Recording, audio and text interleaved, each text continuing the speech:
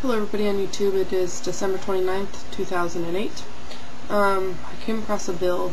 You might all know about it already, but it's been sitting in committee for 2 years. It's called the Universal National Service Act of 2007. It's already been introduced to the House.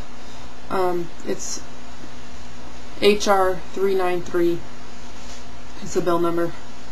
I'm going to read you a little bit of it, and then I'm going to put it off to I'm going to put it off that way, or that way, sorry, that way. Just look over there and you'll see it. Sorry about all the finger pointing, but I'm going to put the link right over there, and I want you all to look at it. So bear with me. This bill was introduced by Mr. Rangel, and it was introduced as the following bill, which was referred to the Committee on Armed Services, and in addition to the Committee on Ways and Means, for a period to be subsequently determined by the Speaker. In each case, for consideration of such provisions as fall within the jurisdiction of the committee concerned. Okay, so this basically is to require all persons in the United States between the ages of 18 and 42 to perform national services, either as a member of the uniformed services or in civilian service, in furtherance of the national defense and homeland security, to authorize the induction of persons in the uniformed services during wartime to meet and strength requirements of the uniformed services, to amend the Internal Revenue Code of 1986 to make permanent and favorable treatment affordable combat pay under the Earned Income Tax Credit, and for other purposes. I'm sorry about the noise in the background. My husband's taking care of us. So basically, I'm going to go down and I'm going to read you. It's Section 103. It's the induction to perform national services. Section 103A, induction requirements. The President shall provide for the induction of persons described in Section 102A to perform their national service obligation. Section B of 103B, limitations on induction for military service. Persons described in Section 102A may be inducted to perform military services only if, number 1, a declaration of war is in effect. 2, the President declares a national emergency, which the President determines necessitates the induction of persons to perform military service, and immediately inform Congress of the reason for the declaration and the need to induct persons for the military service. Or number 3, members of the Army, Navy, Air Force, and Marine Corps are engaged in a contingency operation pursuant to a congressional authorization for the use of military force. Section 103C, limitations on number of persons inducted for the military service. When the induction of persons for military services is authorized by subsection B, the President shall determine the number of persons described in Section 102A whose national service obligation is to be satisfied through military service based on number 1, the authorized end strengths of the uniformed service, and 2, the feasibility of the uniformed service to recruit sufficient volunteers to achieve such end strength levels. Number 3, provide a mechanism for the random selection of persons to be inducted to perform military services.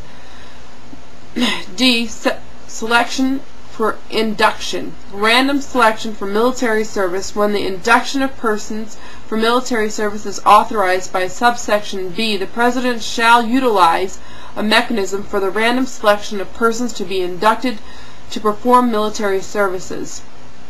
Number 2, civilian service. Persons described in Section 102A who do not volunteer to perform military service or are not inducted for military service shall perform their national service obligation in a civilian capacity pursuant to subsection A, B2.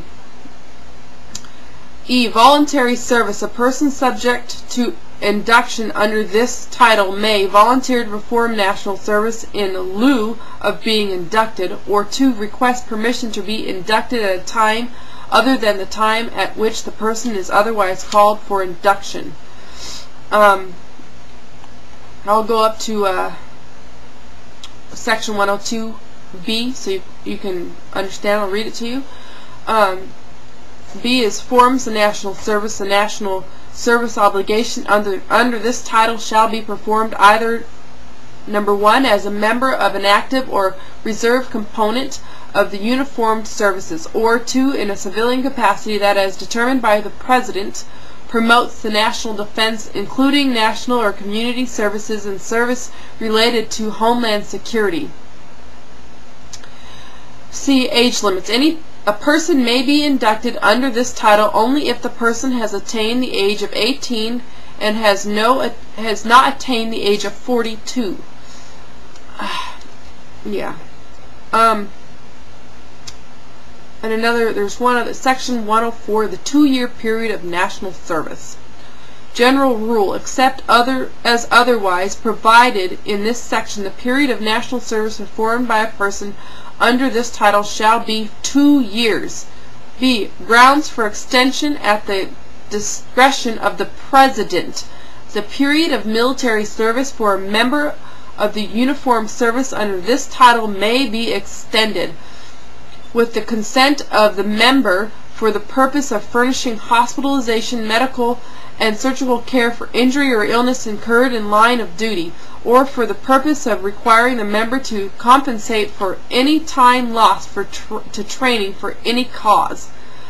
C. Early termination. The period of national service for a person under this title shall be terminated before the end of such period under the following circumstances: the voluntary enlistment and active services of persons in an active or reserve component of the uniformed service for a period of at least 2 years, in which case the period of basic military training and education actually served by the person shall be counted toward the term of enlistment. Number 2, the administration and services of the person as a cadet or midshipman at the United States Military Academy, the United States Naval Academy, the United States Air Force Academy, the Coast Guard Academy, or the United States Merchant Marine Academy. Number 3, the enrollment and services of the person in an officer candidate program. If the person has signed an agreement to accept a reserve commission in the appropriate service with an obligation to serve on active duty if such a commission is offered upon completion of the program. Number 4, such other grounds as the President may establish. This is basically the draft all over again. When I heard Barack Obama talk about making mandatory service part of being able to get aid for college, I just didn't like that. We have this bill that is waiting on Nancy Pelosi, and I'm sure that it will be perfect for our new president. At least that's how I feel about it. But that's all I've got tonight, guys. Just don't forget to look on the side for the link. But that's it. Peace, guys.